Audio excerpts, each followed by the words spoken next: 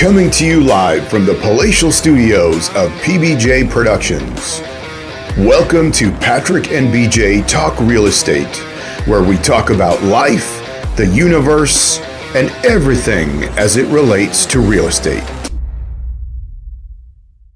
Hey everybody, thank you for joining us today. It's BJ and Patrick, and we're here talking about all things real estate. And of course, there's going to be some things that are more island specific and Victoria specific, and some that are just, national. When we talk about the market, we know the market is a little bit different here than other parts. And, we've talked about this before. I think one of the things about Canada is because we are such a huge nation, there's not one set rule that applies for every part of the country in terms of what the market is doing, right? Oh, definitely. When it comes up, Canada is a natural resource-based country, so when there's fluctuations, in the commodities market, that's going to affect different cities depending on what is their major employer there. Sure. So it could be different from all across, or in different parts of Canada. 100%. Yeah. Right. I grew up in Edmonton, so we saw the repercussions of rising oil prices and all of those things and how it affected the economy. So maybe that was less felt in, let's say, Victoria, for example. Yeah, you know what? I didn't grow up in Victoria, probably like a lot of people, but Victoria being a big government town, right? It's the capital of BC. We have our military here, and many other stable employment. I grew up in Ontario, and there was some policy changes. I was still a teenager, and my dad worked for a big company, and there was some government policy changes, and they wrapped up the company. They started winding everything down, and they moved to the States. Sure. So yeah, that was affected by policy then. Maybe not so much commodity prices, but yeah. So, but that affected a huge employer in the city. Yeah, and I say that to kind of preface where we're going, and we've been talking about things to expect for 2023. What do we think is happening in the market? What do we think is going to happen in the market? And I think just right off the top here, I think the one thing is that it's important for us to understand is, I don't think it's a doom and gloom, everything's going to be a train wreck in the world of real estate. I don't think that's what 2023 is going to be. I don't think we're going to see everything, that you're going to be able to get a house for a song kind of thing. Sure. I think we've talked about this already, prices are going to come down. Wherever that bottom kind of is, they're going to probably soften a little bit more as we, going into the new year. But at some point, I think we're going to start to see it come back as the interest rates adjust. Definitely, and that will probably rally the market in a short term at least. Yeah. So I think one of the things that we were just talking about this, that one of the things I think we're going to see in the new year that, it was the norm, I don't know, 10 years ago, it was the norm that we would expect, the market to rise and fall or ebb and flow depending on the time of year. And I think we're going to start to see that again, where, typically it might be a little bit slower over the holidays and the start of the new year, and then we'd see it pick up in spring, and that was a really busy time. And we'd traditionally, see it, right? And we'd see the slowdown come again, probably heading into summer, and then pick up again in fall, and that would be a busy time, and then slowing down again for the holidays. Yeah, and that would be the normal cycle that buyers and sellers, realtors, that we were all used to. January seems to be like a slow month. If we want to take a vacation, that's probably a really good month for realtors to take a vacation. I've had Decembers where I've been actually has been my best month out of the whole year. Right. It just depends on when people individually are ready. Yeah. Right. So I wouldn't say there's one month better than another. It's just when the individual person, if they're ready to buy. Yeah. If they see the right property, there's no sense in waiting for something else to come along, right? Yeah, absolutely. But typically, I'll ask you this. So right now it's December. We're going to be going into spring. If if you have clients asking you when's the best time to list their property, what's your favorite time to list the property in a year? Well, first of all, I tell them how, where are we at? Do we need to sell like right now? What's the motivation? Right. Like how important? Yeah. Right. So then right now is the time to sell. Right. It doesn't matter about anything else. Right. If you need to sell now is the time to sell. I would tell if you clients, got some flexibility in that timing. Sure. Yeah. And so, for example, I have a listing that we're working on right now, and we're not sure when you're going to see this, but for us, we're days away from Christmas. So we've just finished photos and floor plans and all of those things, and I'm going to be having a conversation with my client to say, look, we're ready to go, but this is, I think we're going to be better served to do this after the new year, and we're going to get more, just more traction and get more movement if we do that versus doing it right in the middle of the holiday season. Yeah. If I had a client that said, look, it doesn't really matter when we do this, when do you think is the best time?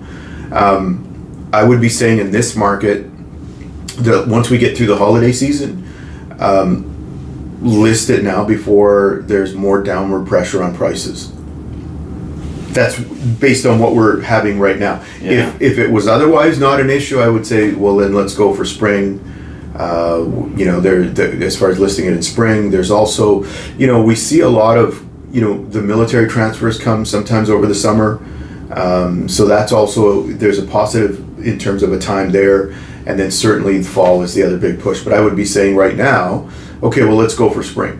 Yeah. If we're, you're not under pressure to go right now and we can wait a bit, let's go for spring.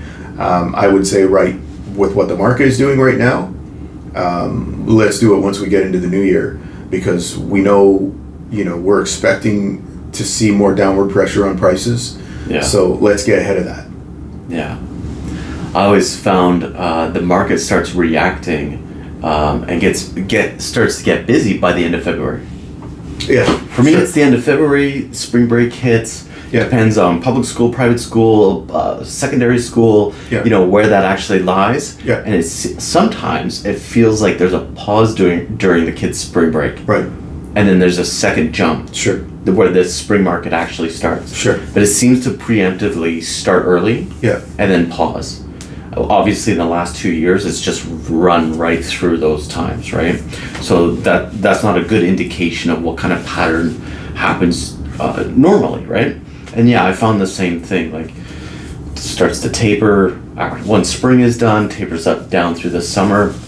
Last 2 weeks of August is pretty much another time of year where I think like, now I can get away and go somewhere and relax. Yeah. Of course, I'll answer the phone, right? Sure. But everybody seems to be in this last chance before the kids go back to school, enjoys summer, relax, and then push again after the kids are back in school, and it gets busy again. Yeah. Yeah. Yeah. So I find it about the same. Yeah. I think we're probably heading to a little bit more of that, where I have clients right now that they're saying, we'll wait until spring before we, list our place, because it just they don't have to move, they don't have to move right now or anything else. It just works better for them with their kids and everything else, and dates and so forth. So I think we're going to see a little bit more of a seasonal shift. And the thing is, for the last, what would you say, the last 5 years, maybe the last 4 years, it's just been flat out. We had the bump in COVID where it slowed right down. Yeah. But then before that, it was flat out. And then after that, it was flat out. What did we have? We had like 2016, 2017, everything started picking up. Yeah. And then it's sort of like, it didn't really peak, but it like that elevated activity just continued. Yeah. Right? Yeah. And then it was like, COVID, we pulled back for, 2 months, 3 months. Nobody knew what was going to happen, and all of a sudden it like slingshotted all back. Yeah. All that demand. Yeah. So I can't remember exactly what the real estate board numbers were, but we were missing somewhere around like 900 transactions that got dumped onto 900 transactions that were going to happen anyways. Right. So all of a sudden it really created this hot market. Yeah, and what that meant was for many years, it was just go all the time. There was no pause or slow down or anything like that. It was just go all the time. And I think, it's neither good nor bad where it's going. It's just being aware of what the market is doing, so that if you want to buy or you want to sell, so that you have some indication of what is happening in the market and how you want to handle it.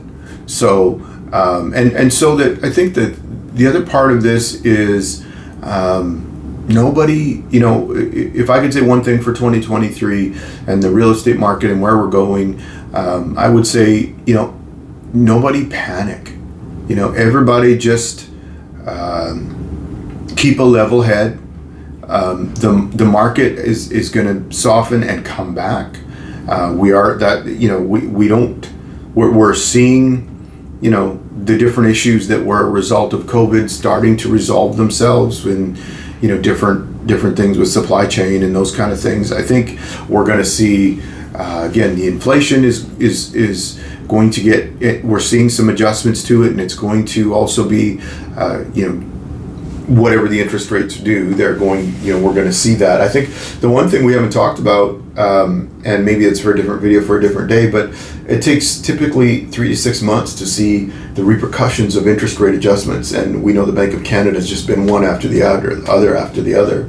So, that's a different conversation for a different day, but we may not have seen the repercussions of those adjustments yet. And all of the other policy changes that they've made one on top of the other without allowing time, if it's interest rates or policy, to see if it's working before making another adjustment. That's a whole different topic. Yeah. Well, that's another conversation for another day. We're done out of time for today, but thank you for joining us. We appreciate it. If you haven't, please like and subscribe to the channel. That helps us with getting the word out. If you have any questions, stick them in the comments or reach out to us directly. We appreciate your time. Thank you very much. Thank you so much for joining us, and we'll see you in the next video. See ya.